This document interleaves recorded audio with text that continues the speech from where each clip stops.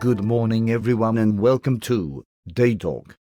Today we will be discussing a rather controversial topic, which is tightly associated with our dependency on fossil fuels. We all remember the environmental disaster that occurred in 2010. Here we see the Deepwater Horizon oil well in the Gulf of Mexico. Although this may have been the biggest oil spill to date, there have still been countless oil contaminations in the past. These oil spills are a harsh reminder that crude oil has unforgiving consequences on animal life and our environment if it is not responsibly regulated. So first, what exactly is crude oil? The picture on the screen behind me shows the main constituents of crude oil, or petroleum.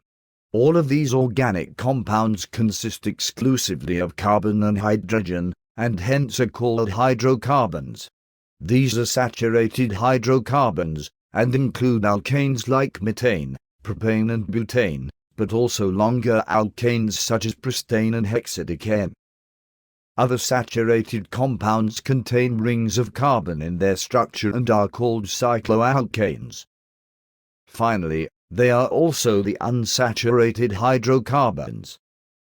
These compounds have ring-like structures and contain double or triple bonds. Typical unsaturated hydrocarbons found in petroleum are benzene, toluene, ethylbenzene, and xylene. These are better known as BTEX and are considered to be extremely detrimental to our environment. So now, to the question at hand, how do we deal with hydrocarbon contamination? And are there efficient rehabilitation techniques available? Well, there are physical treatments. However, they can be energy-intensive or environmentally damaging. These include burning, soaking up, spinning out, or breaking it down using dispersants. Luckily, humans are not the only ones up to the task. Microorganisms can play a significant role as well. To help us get to grips with the concepts of hydrocarbon biodegradation, we've invited a very special guest to join us today.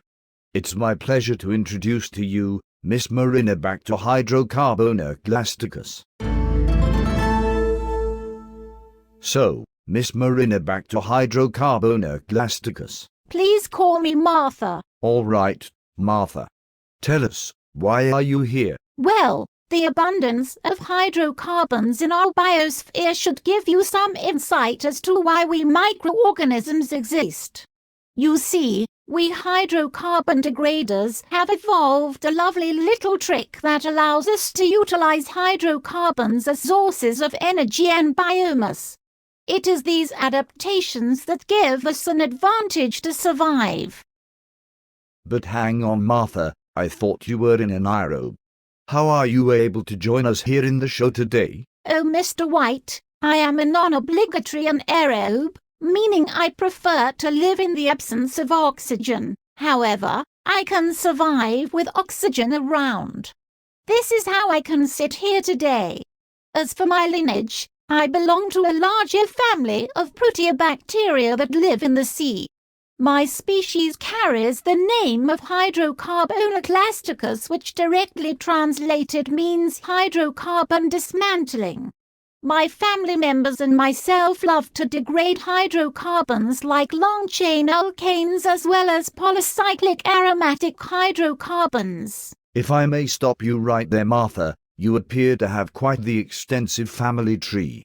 We could spend quite some time on it. However, I would like to stay on topic. Of course, Mr. White. Thank you. We know that hydrocarbons react with oxygen under the correct catalysis. However, these compounds are still insoluble and hard to degrade. This is why they pose such an environmental hazard. Could you please explain how you manage to metabolize hydrocarbons under anaerobic conditions? Of course. Yet it is important to note that there is no biochemical agent that has the same oxidative properties as an oxygen species. Therefore, the mechanisms anaerobes use are completely different to those of aerobic bacteria. We anaerobes have evolved to use nitrate, ferric iron and sulfate as terminal electron acceptors for anaerobic hydrocarbon respiration. This allows us to activate the hydrocarbons and in turn oxidize them into compounds that we can use to grow. We also gain a significant advantage from living in syntrophic co-cultures with other anaerobes.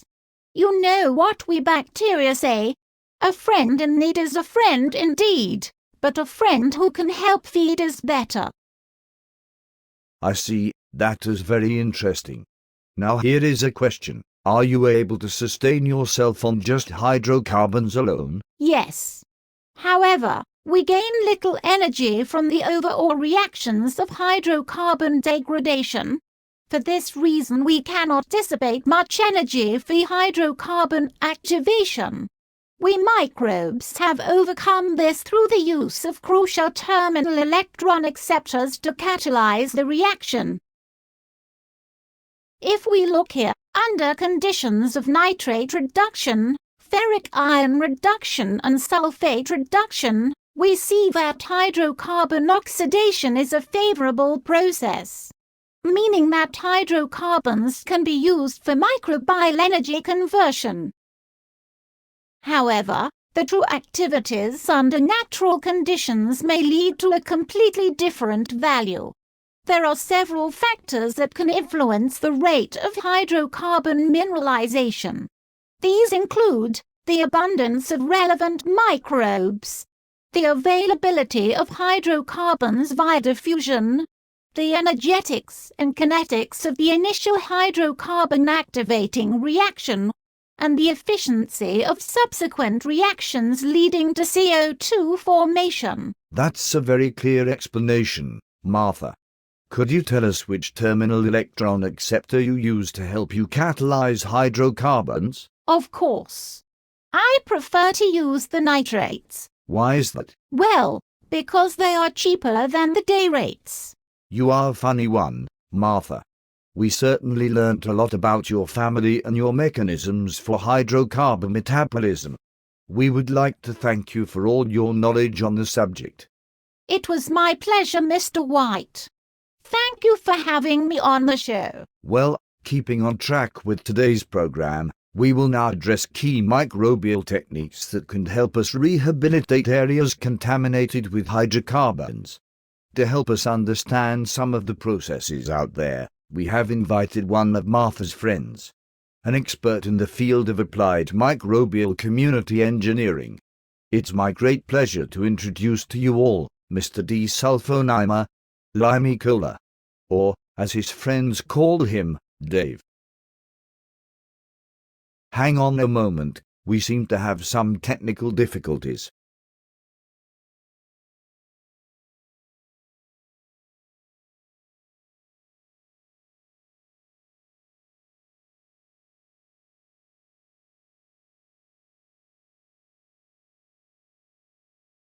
Good morning, Mr. White, and thank you for having me on your show. Firstly, let me apologize for not being able to make it to your studio. Not a problem. I hear you have been quite busy recently. That's right. We don't know the meaning of a holiday. All work and no play. You see, we anaerobic bacteria are among the most unhealthy bacteria, as we are too busy to do any aerobic exercise. Ha ha, very witty of you, Dave. Thanks. Back to the topic at hand. Microbial community engineering has a significant role to play in the rehabilitation of sites contaminated with hydrocarbons. Let me first introduce natural attenuation. Natural attenuation is a phenomenon whereby soils, sediments and groundwater are decontaminated by natural biological and chemical processes. Although the biological processes are slow, they play the biggest role in hydrocarbon decontamination. This is because we are very effective in degrading hydrocarbons.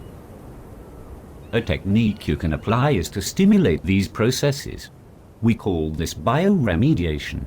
There are two methods: the addition of nutrients to help species like Martha and I grow, which is called biostimulation, and then there is the inoculation of microbial communities to a contaminated site, which is called bioaugmentation. That's very interesting.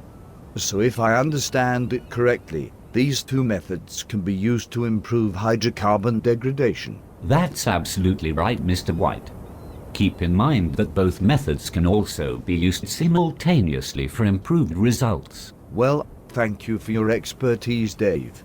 Unfortunately, we are running out of time, so we will leave you be. It was a pleasure. Thanks for having me on your show. So, that was Dave. Live from an oil-contaminated site at the coast of Florida. Today's show has given you some insight into hydrocarbons and how they can be degraded by microbes. The application of the technology has huge potential in the waste processing and oil sectors. I hope we have opened your eyes to the marvelous world of anaerobes and their abilities to help clean up oil spills. Thank you for watching Day Talk, and I hope to see you next time for another interesting discussion.